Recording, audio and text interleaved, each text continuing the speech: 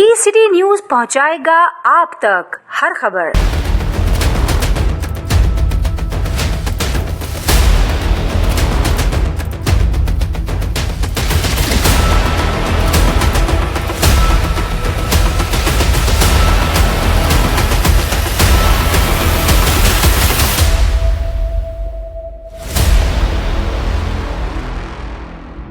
ये मुर्तजा वहाब, ये उन साहब का कारनामा है जो अपने आप को बाबा कराची कहते हैं। उन्होंने ये मुझसे जाती बदला लेने के लिए इस रेस्टोरेंट को निशाना बनवाया। मैं, आप लोगों को पता है, 2 टाइम मेयर कराची का कैंडिडेट हूं। इस शहर में 9 इलेक्शन मैंने लड़े हैं, कौमी असम्बली के और सूबाई असम्बली के और चेयरमैन के इलेक्शन मैंने लड़े हैं। यहाँ पर हर लेवल का इलेक्शन में लड़ चुका हूं, सेनेट का इलेक्शन में लड़ चुका हूं। मेरी एक नुमाइंदगी इस शहर के लिए एक आवाज है। मुर्तजा वहाब साहब मेयर कराची बने हुए हैं और अपने आप को वो बाबा कराची कहते हैं। मैं एक पॉडकास्ट पे गया फहीम सिद्दीकी साहब के, मैंने वहां पर, उन्होंने मुझसे कुछ कराची के हवाले से बात की तो मैंने उनको बताया कि शहर जो है सिस्टम की नजर हो गया है। जब तक इस शहर के अंदर ये सिस्टम खत्म नहीं होगा उस वक्त तक ना ये शहर तरक्की कर सकता है ना ये मुल्क तरक्की कर सकता है, क्योंकि ये मिनी पाकिस्तान है। उसका बजाय इसके कि मुझसे वो पॉलिटिकल जवाब देते, उन्होंने यहां एक, ये मेरे बेटे का रेस्टोरेंट था, जो बेचारा वो बाहर से आया तो मैंने उसको कहा कि वो वापस जाओ, यहाँ पे हालात सही नहीं होते, बात मामला होता है। उन्होंने कहा नहीं, वो अब्बा जान आप यहाँ पर हो तो यहीं पे रहेंगे। तो यहाँ रेस्टोरेंट, उसको शौक था रेस्टोरेंट खोलने का, तो ये मैंने खुलवाया। ये मेरा बहुत पुराना रेस्टोरेंट है, 1994 में ये अलीबाबा के नाम से ये रेस्टोरेंट था यहाँ पर। और जब से ये मुस्तकिल, इसमें बीच में एक वक्फा आया था, कुछ सियासी मकासमतों के चक्कर में मामला हुआ था खराब, तो बंद भी था कुछ ऐसे, फिर ये खोला कैफे इडली कराची के नाम से। अब ये दोबारा ये पॉलिटिकलाइज हुआ है यहाँ पर। तो आज मैंने आप लोगों को यहाँ बुलाया इसी वजह से कि मैं आपको बता सकूं कि ये जाती इंतकाम का निशाना ये मुर्तजा वहाब साहब ने बनाया। और जब मैंने उनको फोन किया तो उन्होंने फोन रिसीव नहीं किया, फिर उनको वॉइस मैसेज भेजा, उसका रिस्पॉन्स नहीं किया। जिन लोगों ने यहाँ पर वो कार्रवाई की, 100 से ज्यादा लोग थे, एतवार की सुबह 5 बजे यहाँ पर आए, उसकी वीडियो मैं आपको देता हूँ। शराब के नशे में थे, मुसल्ला थे, और उन्होंने आके यहाँ पर वो तोड़फोड़ की। तकरीबन 20-25 लाख रुपए से जायद का सामान उन्होंने तबाह किया यहाँ पर। ये मेरे मैनेजर शामिल साहब हैं। लेकिन मुझे एक बात की खुशी है, मैंने फिर अपने बेटे को कहा कि इसको जो है ना बंद करो, क्योंकि ये लोग जो है, ये पीछे आप शॉप देख रहे हैं, ये लीगल शॉप है। इसका ये प्रीमिसेस जहां पे मैं ये बैठा हूं, ये जगह जो है, ये देख लें, ये लीगल यहां तक इस जगह की वो जगह है। इस जगह का उसने चालान बनवाया, इनसे 50,000 रुपए का चालान दिया। आपको कॉपी भी मैं दे देता हूँ, यहाँ का चालान बना के दिया।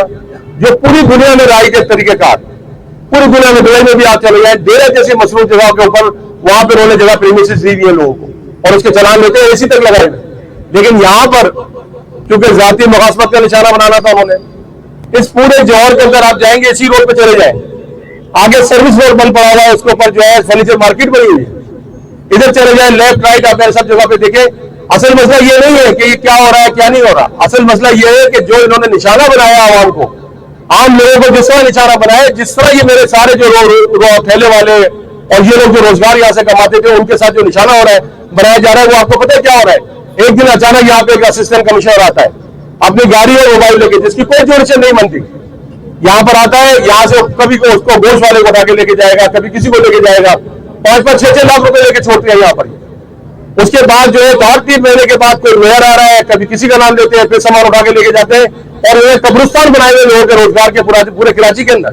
आप इनके याद जाके देखें, ये महीना भी लेते हैं और महीने के बाद 3 महीने बाद कार्रवाई करते हैं कि साहब आ रहा है, साहब आने के नाम पे सारा सामान उठा के बेचारे आगे पीछे करते हैं।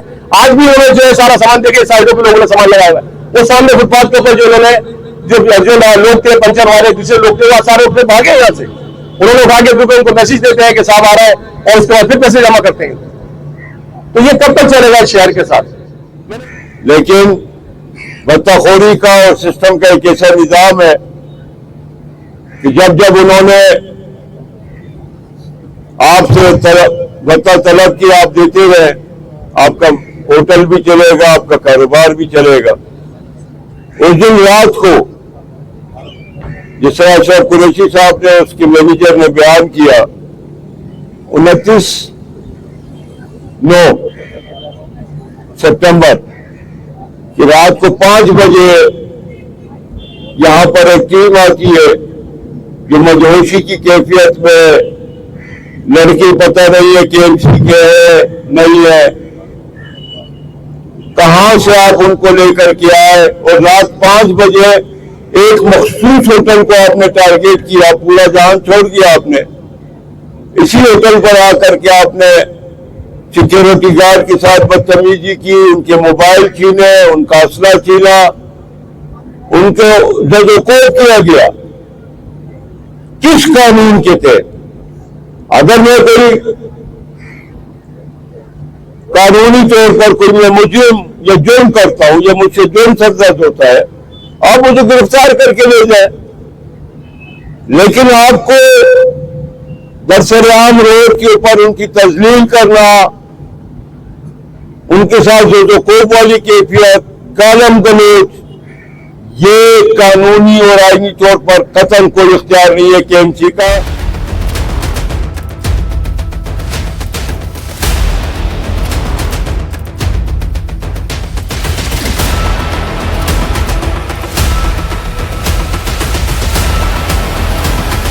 लेकिन जो 40-50 मुलाजिम मौजूद थे जो बेरोजगार हुए, उनके घर के चूल्हे जो बंद हो गए उसका जिम्मेदार था यकीनन ये सिस्टम, ये मौजूदा नवाब और जो हमारे वज़ीर आला साहब है वो भी, और सदर पाकिस्तान आसिफ अली जरदारी साहब, जिनके लिए पहले कहा जाता था कि मुसावरत के शहंशाह हैं और बार्गेनिंग के बादशाह, तो उनकी बार्गेनिंग और मुसावरत इस शहर कराची के लिए ये हो गई कि उन्होंने यहाँ एक सिस्टम राइज कर दिया। पानी माफिया है तो जनाब ये है, लैंड माफिया है तो ये भूटाखोर माफिया है।